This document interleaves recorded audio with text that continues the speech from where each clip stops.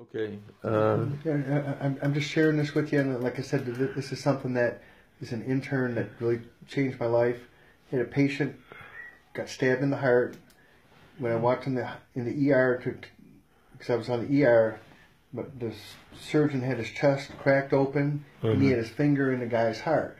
And they pronounced him dead. He was a young man, maybe 22, 23 years old, drug deal that went bad.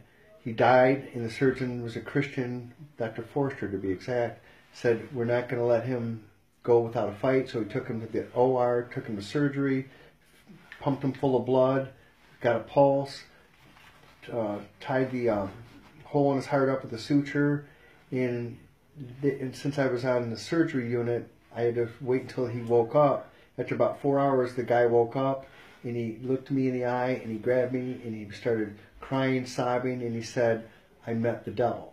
And I said, what do you mean you met the devil? He said, I saw you working on me. I was dead. I had never prayed.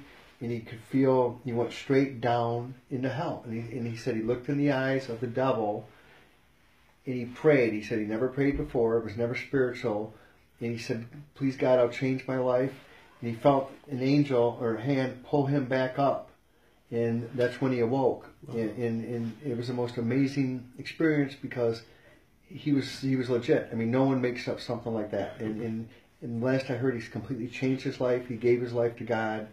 And I still, to this day, the look in his eye when he woke up, the terror, I'm absolutely convinced that he did meet the devil. And once again, I've not followed up on where he's at now, but I heard he's doing really good. And if I can get that information, I'll get it for you. Okay. What was your reaction when the doctor told you that they were going to sew him back up? And I thought he was crazy because the guy bled out. He was dead. There was blood on the ceiling because he got stabbed in the heart, blood all around him, and he had no pulse. He was lifeless. And the Christian doctor said, Dr. Forster, we're going to take him and we're going to try to revive him. And it was actually miraculous because the guy was dead. He completely bled out. And you don't open someone's chest in the ER, stick your finger in a hole.